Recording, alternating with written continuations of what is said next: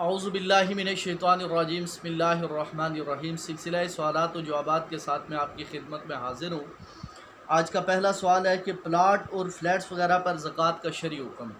मिसाल के तौर पे अगर किसी ने प्लाट या फ्लैट वगैरह ख़रीदा हो तो क्या उसके ऊपर ज़कात वाजिब होगी या उसके ऊपर ज़कात वाजिब नहीं होगी। तो इसके लिए दो सूरतें होंगी। पहली सूरत ये कि उसने प्लाट या फ्लैट जो ख़रीदा है वो अपनी ज़ाती रिहाइश के लिए ख़रीदा है या फिर उसने इन्वेस्टमेंट के लिए ख़रीदा है।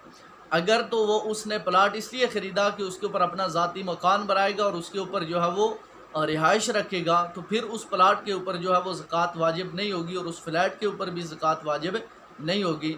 लेकिन अगर उसने इन्वेस्टमेंट के लिए ख़रीदे हैं तो प्लाट जो होगा उसके ऊपर भी ज़कात वाजिब होगी और फ्लैट जो होगा उसके ऊपर भी ज़कात वाजिब होगी। अगर फ्लैट उसने किराए के ऊपर दिया है तो जो उससे मिलने वाली रकम होगी, किराया वगैरह जो मिलने वाला होगा, उसमें से उसके ज़ाती मसारिफ जो होंगे वो निकाल के सालाना जो उसके पास रकम बचेगी उसके ऊपर ज़कात वाजिब होगी।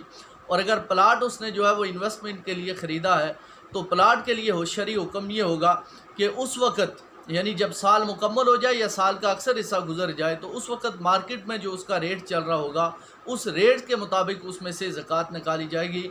तो इन्वेस्टमेंट के लिए जो प्लाट और फ्लैट्स वगैरह ख़रीदे जाएंगे उनके ऊपर ज़कात वाजिब होगी और जो ज़ाती मसारिफ़ के लिए यानी अपने ज़ाती इस्तेमाल के लिए जो चीज़ें ख़रीदी जाएंगी, जिस तरह ज़ाती घर में आदमी जिस घर के अंदर रिहाइश पजीर होता है उसके ऊपर ज़कात वाजिब नहीं होती, इसी तरह उस प्लाट और उस फ्लैट के ऊपर भी ज़कात वाजिब नहीं होगी। दूसरा सवाल है ड्राई क्लीन का शरई हुक्म, यानी जो कपड़े ड्राई क्लीन करवाए जाते हैं तो क्या ड्राई क्लीन करवाने से वो कपड़े पाक हो जाते हैं या कपड़े पाक नहीं होते। इस सिलसिले में ये बात याद रखें कि अगर ड्राई क्लीन के से पहले जो कपड़े आपने दिए ड्राई क्लीन करवाने के लिए अगर वो पहले पाक थे तो बाद में भी वो पाक होंगे, अगर वो पहले नापाक थे तो बाद में भी वो नापाक होंगे। इसलिए कि जो ड्राई क्लीन का जो तरीका है वो केमिकल्स के ज़रिए से सिर्फ दाग वगैरह मिटाए जाते हैं, उसके ऊपर लगी हुई जो उसके अंदर गलाज़त के असरात होते हैं वो उसी तरह से बाकी रहते हैं। बाकी जो उसके ऊपर दाग धब्बे लगे होते हैं वो उनको साफ़ करके आपको कपड़ा जो है वो उसको उजला करके उसमें उजलापन तो आ जाता है लेकिन उसमें पाकीज़गी नहीं आती, उसके अंदर तहारत मुकम्मल नहीं होती। तो इसलिए अगर वो पहले पाक थे तो बाद में भी पाक होंगे, अगर पहले नापाक थे तो बाद में भी नापाक होंगे। ड्राई क्लीन करवाने से जो है वो उसमें कपड़ा जो है वो पाक नहीं होगा बल्कि वो उसी तरह से नापाक ही रहेगा, इसलिए कि उसको पानी के साथ धो के उसको निचोड़ा नहीं जाता बल्कि सिर्फ केमिकल्स वगैरह इस्तेमाल करके उसके ऊपर लगे हुए दाग धब्बे साफ़ किए जाते हैं। तो इसलिए ड्राई क्लीन के जो कपड़े होंगे उनके लिए जो है वो यही हुक्म होगा जो मैं आपको बता चुका हूँ कि अगर वो पहले पाक थे तो पाक हैं, अगर पहले नापाक थे तो फिर बाद में भी वो नापाक ही होंगे।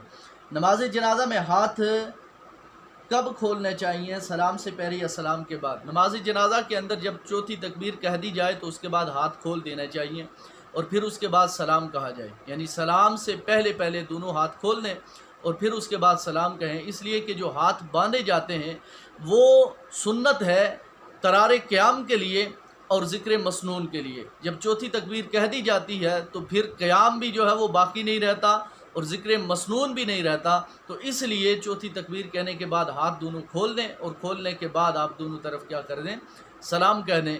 और बाज़ लोगों की आदत है कि वो जब दाएं तरफ सलाम फेरते हैं तो दाएं तरफ का हाथ खोलते हैं, जब बाएं तरफ सलाम फेरते हैं तो बाएं तरफ का हाथ खोलते हैं।